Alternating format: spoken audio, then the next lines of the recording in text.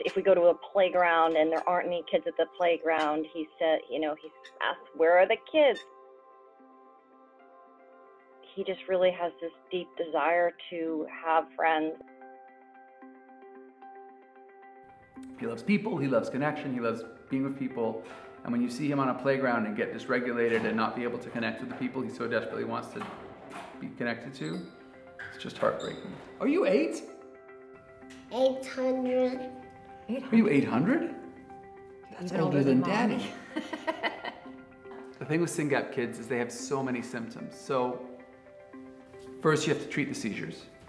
And once you get the seizures under control, then you need to treat the behaviors. But at that point, you're losing your mind because they're not sleeping, so you have to treat the sleep. You get your diagnosis. You're on your own. And you need to fund research in your disease. So where do you begin? And so we spent a lot of time. We probably spent 6 months, and we had a lot of phone calls. We're not scientists, but there were a lot of scientists who were very giving of their time, willing to talk to us. And the conclusion of that sort of 6 months of diligence was there's a target, there's research that needs to be done, and probably no one's going to do it unless parents fund it. Parents encourage it. And then I heard Matt talk. Matt Wilsley, and he said, he just got up there and said very blasé, you get diagnosed, raise some money, fund some postdocs. And I was sitting in the audience with my newly diagnosed, I said, I get fund postdocs. How do you do that? Can you buy these online?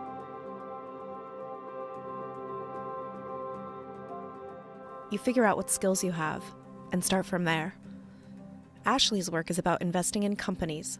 She can read people, pick up on their motivations within a minute of meeting them. This means she has a razor-sharp sense about return on investment. As for Mike, he's spent years in the nonprofit and grant-making world. He knows how funding and relationships work, and how to make sure every dime of that funding gets used the way it's intended to be. As we put in our own capital, we stopped and thought about the kind of organization we would want to fund. And we couldn't find that, so we created it, right? So the SRF logo says collaborations, transparency, urgency. That's what we built that we couldn't find. Collaboration means two things. First, it means building a team.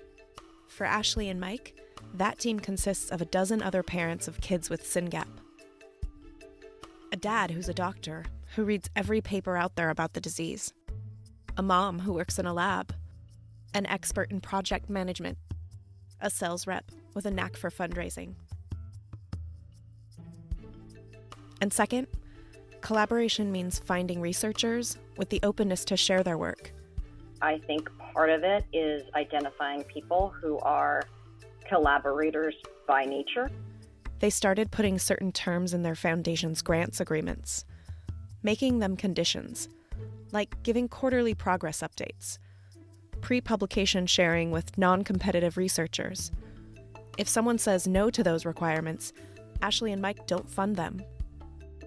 Watching a child every day growing up with a deficiency, it creates urgency. It's just very, very hard to see that the motivations are different. She knows researchers are driven to publish papers, get tenure.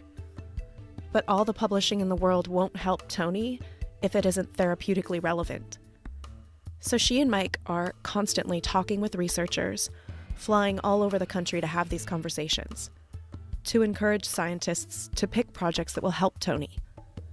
And those are the ones that Ashley and Mike choose to fund. We look all around us, computing, science, biology, everything, it's all changing so fast.